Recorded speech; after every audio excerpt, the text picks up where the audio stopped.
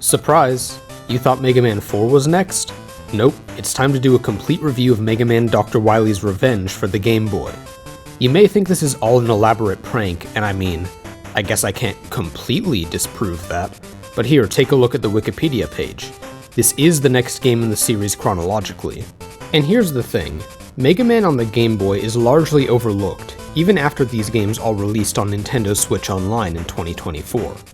I've only seen a couple of videos about these games that said anything more than, yeah, some are bad, some are okay, moving on. At the very least, I haven't seen any reviews of these games that don't group them all together in one video.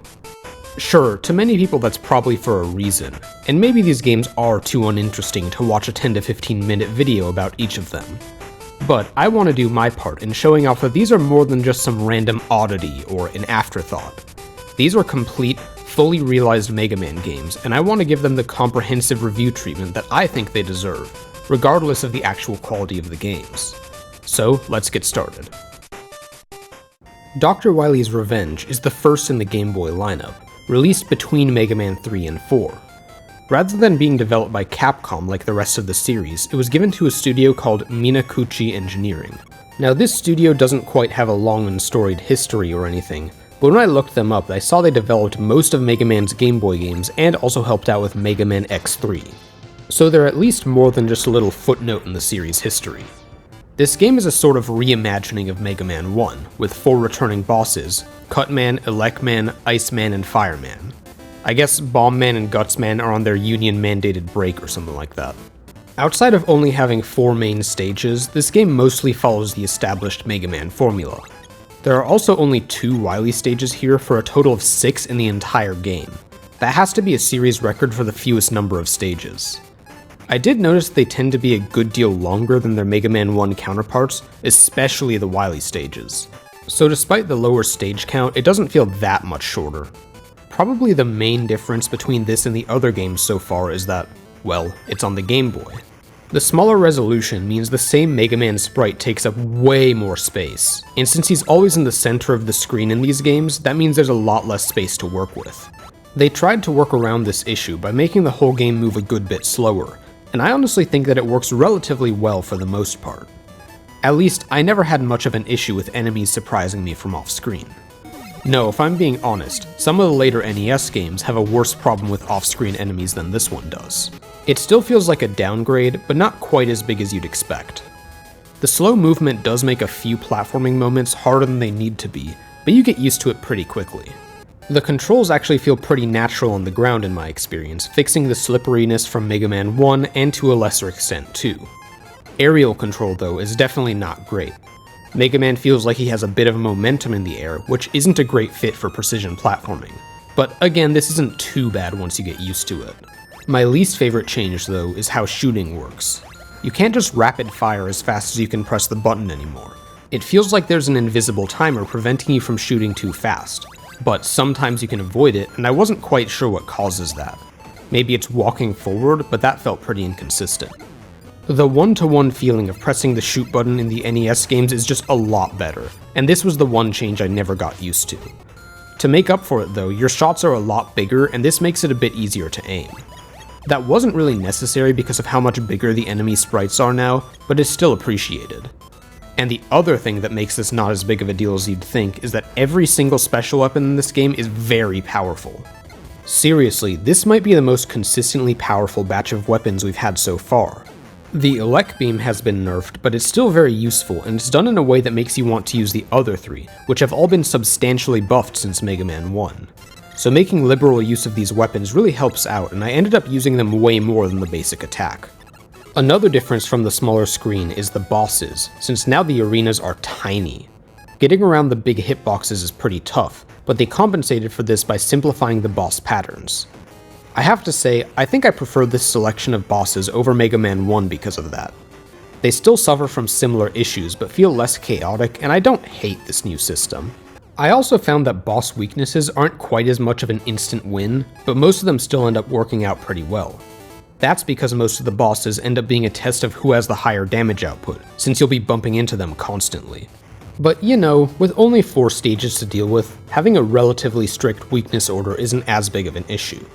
and I was even able to beat Elec Man without his weakness, so that is a huge improvement. And on the more positive side, something I really like about this game is that it mixes a bunch of ideas from the first two games while adding some of its own. For example, Elec Man Stage is actually a combination of Elec Man and Airman, with set pieces from both mixed into one stage. It even combines some of them at the same time, like these fans that are mixed with some electric beams, and I find that pretty cool. The developers clearly understood what makes a Mega Man game, and were probably fans of the series themselves. But they don't rely completely on old ideas either. Cut Man Stage has these little blades that move forward then spin in a circle once you get close. They feel just distinct enough from what you'd see in the main series to give the game some of its own flavor, which I really appreciate. So what else? I guess we might as well mention the music too, given how integral that is to the Mega Man experience at this point. I realized that in my Mega Man 1 review, I kind of wrote off the music as nothing special, but honestly, I think it's better than I gave it credit for. Sorry to all the Mega Man 1 soundtrack fans out there. Revenge's music mostly consists of remixes from that game. I tend to like the Game Boy chiptune style, but I think I prefer most of the original music here, with one major exception, the Wily Stage theme. This one is awesome, it's a completely original track and by far the best one here. It would get a remix decades later in Mega Man 10, but I actually prefer the original. But I think that's about it for now. In this game there isn't too much more to discuss outside of the stages themselves. So let's get started with the surprise first stage in the weakness order, Fireman.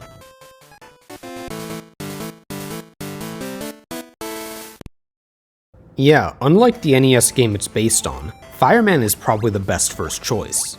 That's not to say the stage is super easy or anything, but the boss himself is locked to a really basic pattern. Like seriously, what even is this boss? So this is definitely the most beatable stage without a special weapon. And the stage itself? Honestly, it's really good. No, seriously, like really good. I unironically prefer this to every single stage in Mega Man 1, by a lot too. You get some tough platforming sections at the beginning with great enemy placement, mixing these fire bars from the original stage with the fire-throwing enemies from Heatman Stage, and they fit right in. Although I do think those enemies in particular can get just a bit annoying. Their pattern is kind of inconsistent and hard to dodge with how big Mega Man is. But I really like that they don't stick directly to the theming of either fire-themed stage, with some new hazards like these falling fireballs that look like the ones in Mega Man 1, but act very differently. The stage itself is a bit challenging, but nothing too bad. Any seasoned Mega Man player will be totally fine here. You just have to not rush your way through, and you really have to take combat encounters seriously, which goes for the whole game. Because of the smaller screen, enemies can't really be dodged, meaning every time you see one it feels like you get locked into a duel. It's a pretty fun change of pace in my opinion. And the platforming in this stage is also good, being just precise enough to challenge you without being annoying. Yeah, you know what? This stage is actually pretty awesome. And the weapon is great too. The Firestorm does good damage and rotates around you like a shield, hitting bigger enemies multiple times. It's way better than the original version, which was already a decent weapon. The next one I played was Elec Man, which isn't quite in the correct weakness order, but it worked out for me anyway. Like I said, this mixes elements of Elec Man and Airman to make a pretty cool stage. You have a good amount of disappearing blocks, which are actually used really well here. They aren't as bad as Mega Man 1 Iceman with the annoying placement, or as mean to you as Heatman with the ridiculous troll at the end of a long section. So I like their inclusion here just fine. There are fans that push you between difficult thin platforms with electric beams coming out of them, which creates some nice timing challenges. The stage is also mostly vertical, but the ladders aren't quite as long or boring as they were in the original stage. It's not all great though. These platforms taken from Airman move really slow, which I don't really understand. And the section right before the boss has some unbelievably tight ladder climb timings. Elec Man himself is still not a great boss, but not as bad as the original. I was able to beat him by just mashing the Firestorm and staying close by for the consistent damage. I like this stage on the whole, and the Elec Beam is still pretty useful, although not quite as good as in Mega Man 1. Iceman was a less memorable stage to me, although I'll certainly take that over the annoying original. I actually think the ice physics aren't bad here. I found that jumping a lot is a good way to get around them. The stage has a few tricky platforming sections, but I think I only died once, and most of the stage really isn't all that tough. My favorite thing, though, is actually something completely new. Some icicles fall from the ceiling in a set pattern, creating platforms you can walk on. These sections feel straight out of a puzzle platformer, and I love it. I wish we got to see more stuff like this in the series, it honestly has so much potential. Iceman is basically just as you remember, down to exploding in 3 hits if you use the Elec Beam. And I think the weapon is better here too, since it's able to freeze a good number of stage hazards and is a great way to deal with certain enemies. I at least used it a lot more than in Mega Man 1. Now the last of these is Cut Man, who in a huge change of pace is by far the hardest main stage, and it's not really in a way I like either. I initially tried this out as a first stage because of my Mega Man 1 muscle memory, but I beg of you, do not do that if you play this game. First of all, Cut Man is actually hard without the weakness because the stage is small, making his attacks really hard to avoid. And the enemies in this stage also really suck. There are these spike ball things that react when you get close to them, but oh my god, I hate them so much. Every single one has different behavior, meaning you can't predict what they're gonna do. Some of them do nothing at all.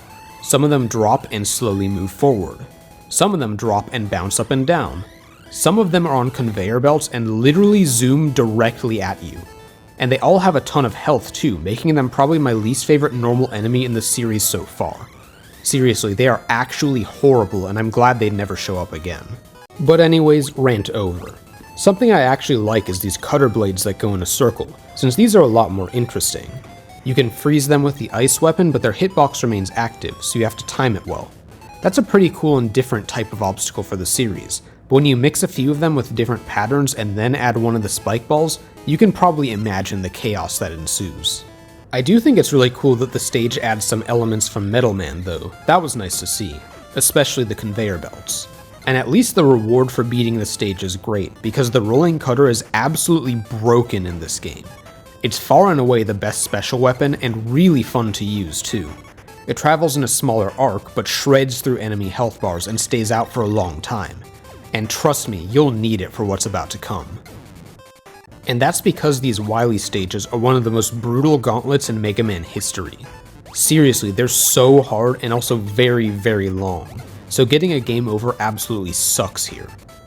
Wily 1 starts out with some classic Wily stage design, just a few rooms with enemies and some tough stage hazards and platforming. But then we get to the falling section. Now you have to fall through a bunch of rooms with paths you can't see, and some of them have instant kill spikes. If you decide to go to the next screen on the wrong path, yep, that's just checkmate. But before this stage, you do get a pretty useful item that spawns a platform directly beneath your feet, which does help out a decent amount at least. If you're worried spikes are coming, just switch to this and place it immediately when the next screen shows up. That lets you get a feel for what's coming and switch paths if needed. The rest of the stage mixes those Cut Man blades I talked about with a bunch of different enemies, and it is really, really hard not to take any damage here. But once you make your way through the stage, you get the standard boss rush. But wait a second, Flash Man? Quick Man? Yeah, this is something that I love. Instead of having to replay the 4 main bosses, you get 4 bosses from Mega Man 2. And not only that, if you beat them, you actually get their weapons too. That is just so cool. Too bad these bosses all suck.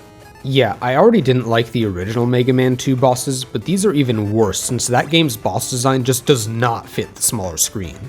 Seriously, Quick Man is just a lost cause if you don't have both Flash Man and Heat Man's weapons already.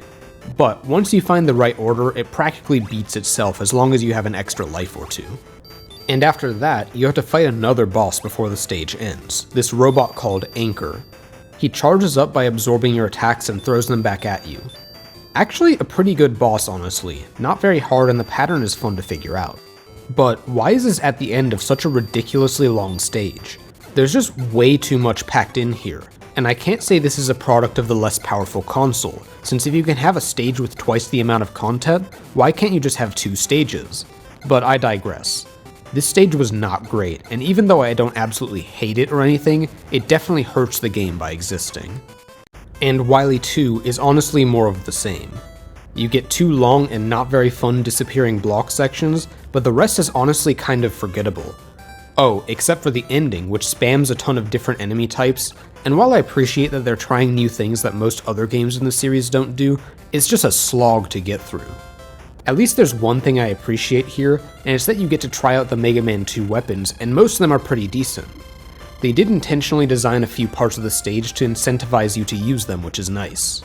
Most of the stage really isn't all that interesting though, so if you game over on the final boss, which isn't in its own stage by the way, it's nearly 10 minutes of content you've already done before to get back there. At least they were nice enough to drop around 3 extra lives near the end so you have a few attempts on the final boss, but I actually still had to restart the stage twice, and it just soured me on the whole experience. The final boss itself isn't all that bad at least. Wily shoots the spike ball enemies at you in the first phase like he knew they were my least favorite enemy in the game. But this phase goes down in 2 hits if you fully charge Heatman's weapon.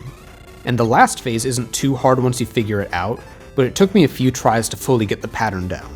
You just have to use Anchor's weapon, the mirror, to reflect the shots back at him. Not bad. But if you run out of ammo, just like with the Boo Beam Trap or the Wily Alien, you can't do anything except get a game over and try again.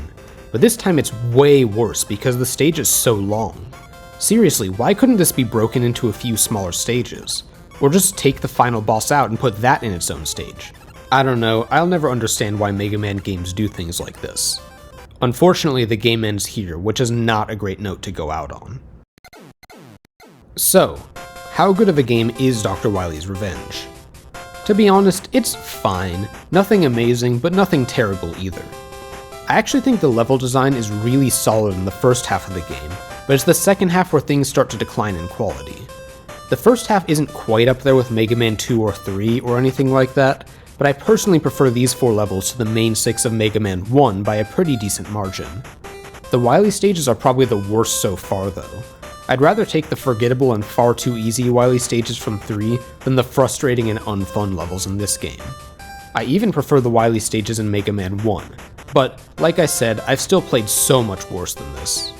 If I have to be honest, I actually prefer this game on the whole to Mega Man 1, as disgusting of a take as that might be. I was pretty impressed by the level of creativity the developers showed off for something that was just destined to be forgotten by its very nature. Overall, this is a mediocre game I enjoyed, and I have a lot of goodwill towards what they're trying to do here. They put in some actual effort to make a game that could stand with the rest of the series, and at least in my opinion, it does a decent job of that. This game won't set the world on fire, but if you're a fan of the series like I am, I think it's absolutely worth playing. I mean, I was still able to get at least 10 minutes worth of a video here, and if anything, it forms the basis for what Mega Man could be on the Game Boy, and this team would have 3 more chances to improve on it afterwards. Let's see what they come up with in the future. But for now, let's get back to what you were all probably expecting in the next video, when we talk about Mega Man 4, the start of the second trilogy of NES games. If you somehow sat through an entire video of me talking about Dr. Wily's Revenge, of all things, thank you so much for that, and I hope you'll enjoy the next one as well. See you then, and thanks for watching.